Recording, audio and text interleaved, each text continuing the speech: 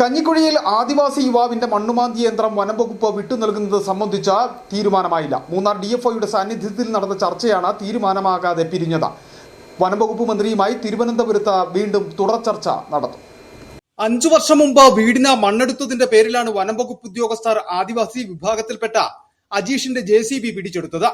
വാഹനം വിട്ടുനൽകണമെന്നാവശ്യപ്പെട്ട് അജീഷ് കഴിഞ്ഞ ദിവസം ശരീരത്ത് പെട്രോൾ ഒഴിച്ച ആത്മഹത്യാ ഭീഷണി മുഴക്കി. മൂന്നാർ ഡിഎഫ്ഒയുടെ സാന്നിധ്യത്തിൽ ചർച്ച നടത്താമെന്ന ഉറപ്പിലാണ് സമരം അവസാനിപ്പിച്ചത്.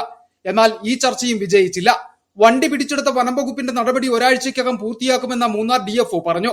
സർക്കാരിലേക്ക് വണ്ടി കണ്ടുകെട്ടുമെന്നും അജീഷിന് കോടതിയെ സമീപിച്ച് JCB വീണ്ടെടുക്കാമെന്നും ഡിഎഫ്ഒ വ്യക്തമാക്കി.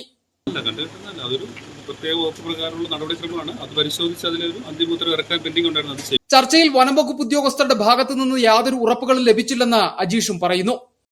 ഒരാഴ്ചക്കുള്ളിൽ സിസ്റ്റീവന് അനുസരിച്ചുള്ള നടപടിക്രമങ്ങൾ പാലിച്ചുകൊണ്ടുള്ള കാര്യങ്ങൾ ചെയ്യാന്നാണ് പറഞ്ഞേക്കുന്നത്. വണ്ടി വിട്ടു തന്നേക്കുന്നത്.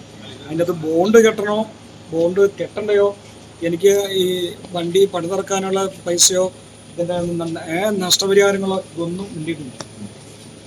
ഇതിൻ്റെ അകത്ത് എത്രത്തോളം ഇതിൻ്റെ വാക്കിനെ വിശ്വസിക്കാൻ പറ്റുമെന്നുള്ളത് എനിക്ക് സംശയമാണ്. ഇനി വനംവകുപ്പ് മന്ത്രിയുടെ സാന്നിധ്യത്തിൽ നടത്തുന്ന ചർച്ചയിൽ മാത്രമാണ് അജീഷിന്റെ പ്രതീക്ഷ. City vision, Idukki.